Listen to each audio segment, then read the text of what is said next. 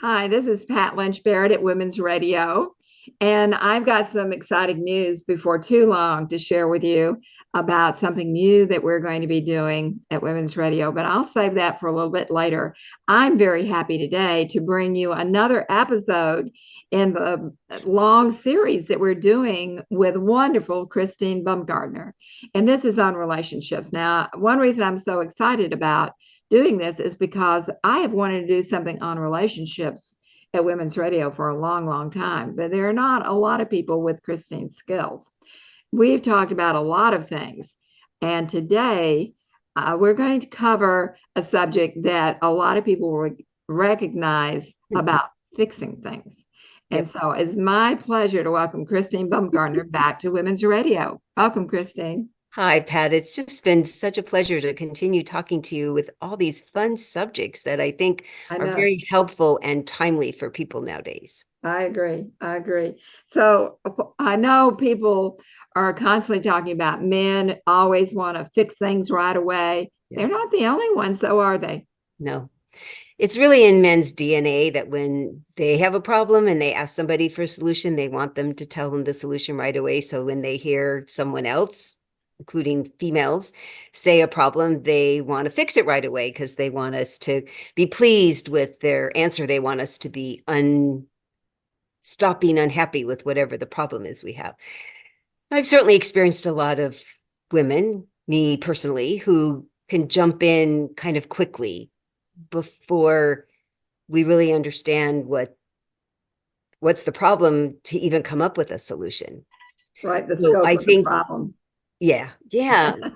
I and what happens is generally is when somebody says a problem, we look inside of us and have we had that problem? How did we feel about the problem? And what was our solution? And we might have asked a few people, a lot of people, and they gave us their ideas and we picked something that worked or didn't work.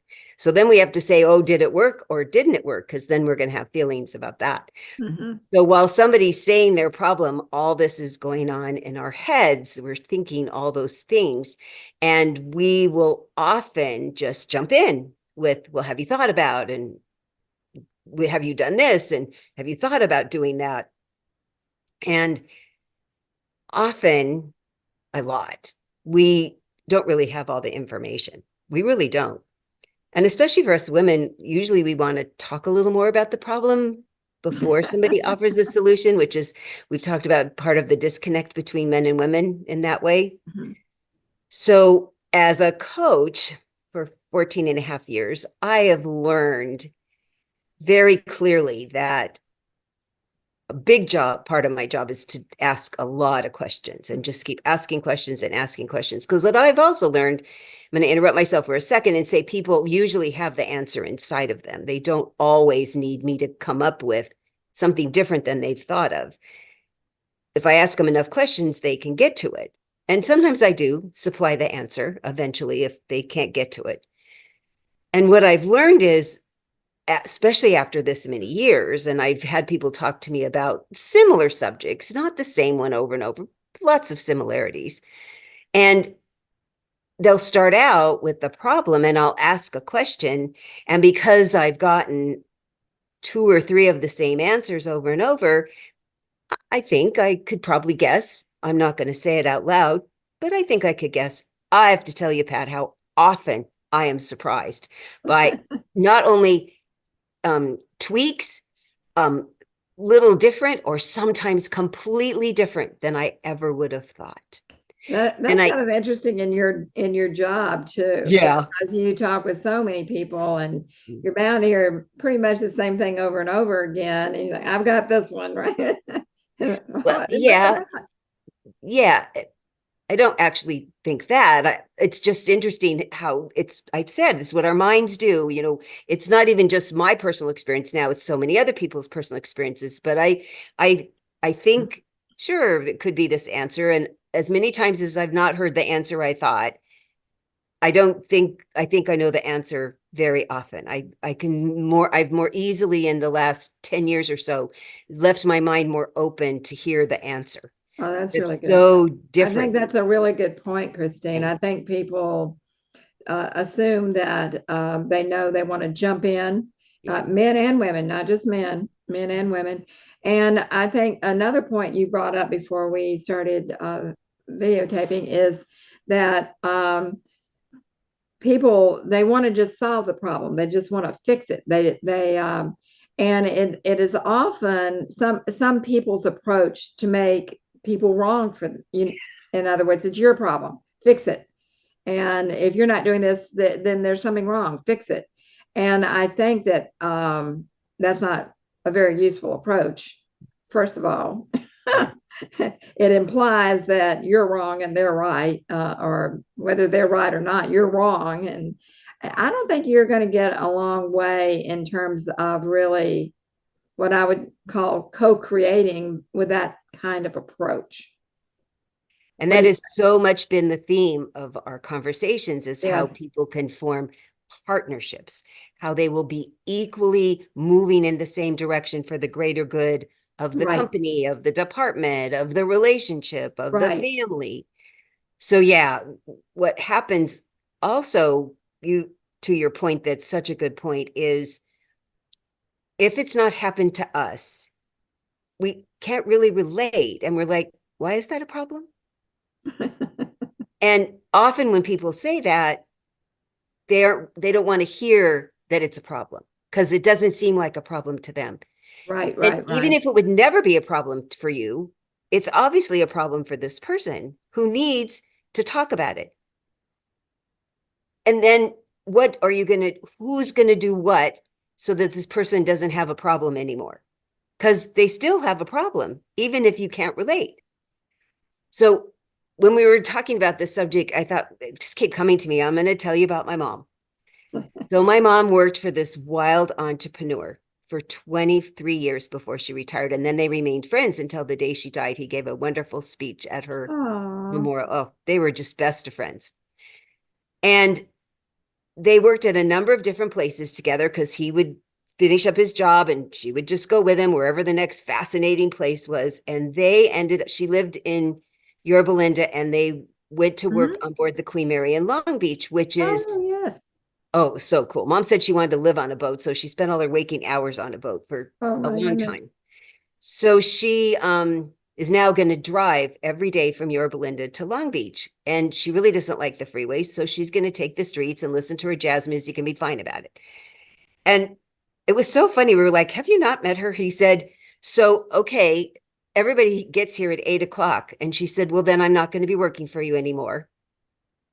This might be a problem. He said, oh, what do you need to do then? She says, I need to get here between 9 and 9:30, and I'll stay until 5 or 5:30. You'll get your full day's work, but I'm not driving in the morning traffic on the streets here. And he said, okay, because he got up at the crack of dawn. He was there earlier, way before 8:00. And liked it. He liked the quiet. And so he said, well, I really want you to keep working for me, so you can get here any old time you want. And it was really nice. So isn't that a funny thing, that you say, this is my problem. You could be rigid about it. Or if the consequences of me not working here is too hard, then we're going to let me be flexible. And I think sometimes it's so easily solved if people put out there weigh the importance, what's most important to you. So then I was thinking of the times when I worked at a computer company for quite a long time, right at the beginning of the industry. It was very exciting and cutting edge. And we had a number of different managers come through in the time, and they all came on board so differently. And the first two just wanted to throw every procedure out and start everything different because it was their way and they knew it would just work. And they wouldn't even have a conversation with the people that had been doing it for a long time. Even if their way would be better for the company, they didn't even talk about it. So the third person who came in, because at this point I'm still pretty young, I was still in my 20s and I'd not experienced a lot of business atmospheres. He came in and he interviewed every person Tell me about your job. Show me how you do it. Show me how the flow goes from the company. And then where does it go? I'm going to go talk to that next person. And he didn't make one suggestion the entire time he did that. He Interesting. really took all the information in and how what we were attached to our work and what we liked about it, what we thought might make our job easier because we're the ones that would know. And then he went back and he came up with a plan that included all the things that we said. And Wow. then he said, I have a couple of suggestions. Now that I've seen how this goes, and there's not really one person that's looked at all of this, do you think if somebody did this before you, it'd make your job easier? And if you were able to do that, that would make the person. And we were like, yeah. And we were so on board. There was no resistance to us jumping on because he honored what we were doing. He didn't make any big changes. He offered us options. I was like, I'm going to be that kind of a boss, which I got to be eventually. So I was really impressed with that. So I suggest that to everyone, that you find out where somebody is already. If they say they have a problem, then find out what's going good, what's going bad, and what do they think would be better. And then because you are a direct report, you're at a place where you can see the bigger picture where this person really can't, and you can make more viable suggestions. That's particularly useful when a company has a problem. I guess it works in families too, if there's a problem. And how people will talk, like whether it's the mom and dad, for instance, in a family, or whether it's a problem at the business, maybe there's some crisis took place, is to take inventory, not just of the people who work there, but often the people who are clients, and their opinion needs to be sought, because you may come up with a fix and it doesn't suit any of your clients, and there goes your business. So I really think that the things you're talking about, Christine, are far reaching and have a lot of implications. So how we choose to listen, how we include people in the listening process, how we sort through all of that, and then to come up with solutions that are really win-win-win. And I think that, I don't know where that term came from, but I certainly think it's very descriptive. So is that something you agree with, or? I agree with it 100%, because often we don't listen because we're in a hurry. We don't listen because, oh my God, am I going to have to make a bunch of changes? I mean, I understand people are tired, they're overworked. And what I've learned through the business atmosphere and coaching so many people in the corporate arena is unhappy people cost the company so much money. Really? Especially if they stay on the job. Yes, They're not really. happy. They're spending lots of time complaining. They aren't going to get the job done in the most quick manner. They're going to leave, and now you have to train a new person. That if you can just figure out a way, a means of having regular, what's going on? Tell me the good things, because you always want to start with that. And then tell me the things that aren't going smoothly and what would be your suggestion? And then we'll do this. That's really a good approach. That's a good approach. I'm sorry you weren't around in my life a long time ago. The only reason I know this is because I had bosses that did it the other way first. I mean, it was awful. And I thought, well, this is just the way it is. And if I'm going to stay in the corporate arena, this is how it's going to be forever. And I got so lucky later on in my 30s that I got to work with people, mostly men at that point, who did it this way. Their management style was inclusive and open and supportive and excited and willing to have dialogues. And there were lots of times our suggestions were taken just blanket. I felt listened to and heard. I think that's probably a really crucially important point in a company setting, really crucially important. And you've brought up Zappos before and their environment. And I think it'd be fun, wouldn't it, Christine, to have someone from a company like that, and how they do tackle problems, or how they tackle relationships, how they tackle conversations, etc. I think that'd be a lot of fun to do. sometime. I think that'd be really fun. Yeah, You me work too. on that, Pat, Okay. with all your I'll great do that. connections.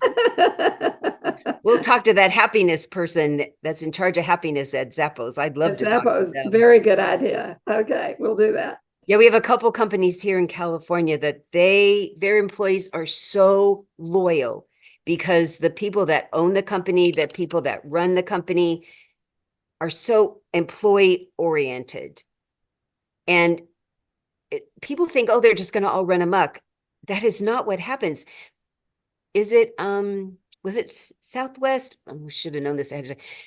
That became employee owned. They took so much more pride. Who was one of the airlines? I don't remember which one. Took so much more I don't pride. think it was Southwest, and I'm trying to think. I don't think I know that. I know, for instance, a company, Winn-Dixie, Yeah. became company owned, and boy, does that make a difference. I mean, every single person in that store is asking if you can be helped, and can they help you find things. You don't have to go search them down. I mean, they are very forthcoming. So that works in that company. And I wanted to make sure I mentioned too that I read a Psychology Today article such a long time ago, probably 50 years ago.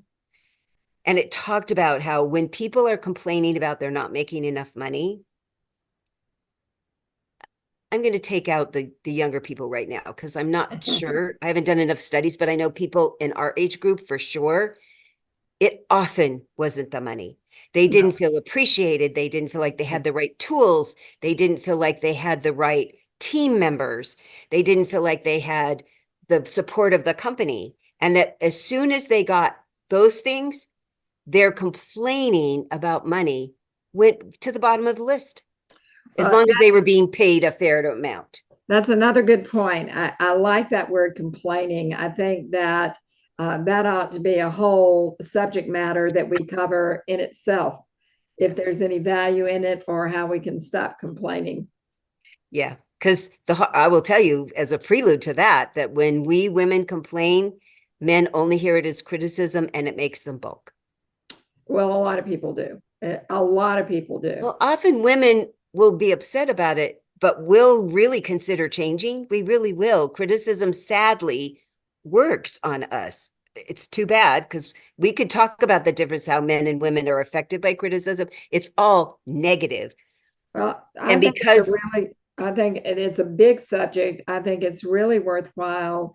A lot of the things that I've been listening to say, just don't complain and lead your life like that's just life. Yeah. I'm not going to complain about it. It's just life. I've really tried to alter my evil ways and incorporate some of that. So I think we ought to talk about that too. Okay, Well, this I'll has add been that to a the whole list. bunch of fun as always. I'm so happy you had time to come back. Yeah. And can we do this again? I will definitely look forward to it every time. Very good. Well, thank you for being with us again today, and we will look forward to doing this yet again. Thank you, Christine. You're so welcome, Pat. Thank you.